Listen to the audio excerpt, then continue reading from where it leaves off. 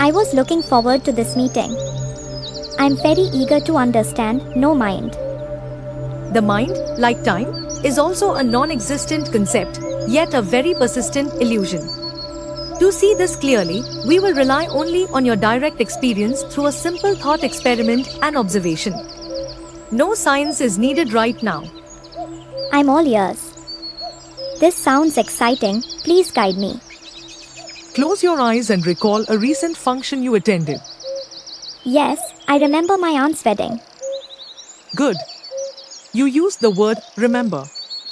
Remembering is simply remembering, reconnecting with a past version of experience. Now recall the clothes you wore, the people you met, the food you ate, and the taste and smell. Yes. I can see my cousins, the clothes we wore. I can even taste the sweets again. In fact, my mouth is watering just recalling the smell and flavor of the food. Good recall. Now imagine a scene next week where all your cousins meet for dinner. Visualize who is present, the dishes served, their smell and taste.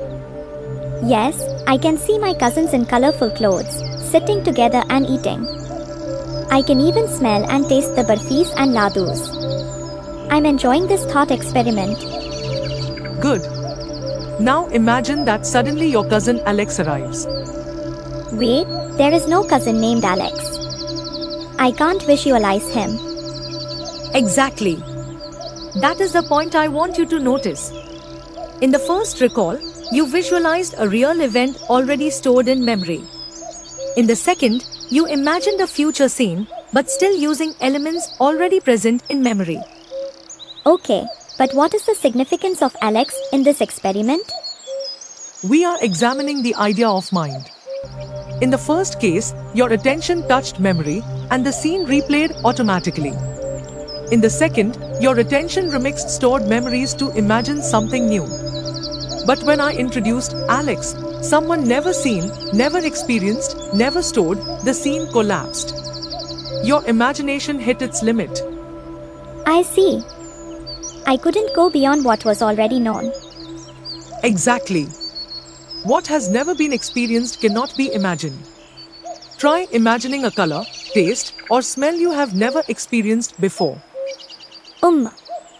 Not possible. Good.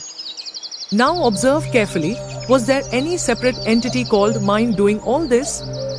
Or was it simply attention interacting with memory? It was just attention moving over memory. Yes. This continuous interaction creates the illusion of an active mind. But there is no fixed entity there. Notice deep sleep, memory still exists, but attention is absent, so no thoughts, no dreams, no experience. That matches my experience. In deep sleep, nothing happens, even though memory remains. So, is it fair to say, don't mind, but there is no mind? Yes. What we call mind is not a fixed entity. It is only the ongoing interaction of memory and attention. Let me simplify it with a metaphor. Think of it like a song. The song is not a thing by itself. The lyrics and music are like memory, stored information. Attention is what plays the song. When attention moves, the song plays. When attention stops, the song disappears. I hope this helps establish the idea of no mind, verified through your own direct experience. In the same way, when attention touches stored memories, thoughts arise. When attention withdraws, there is silence. There is no separate, permanent mind, only information and attention in motion.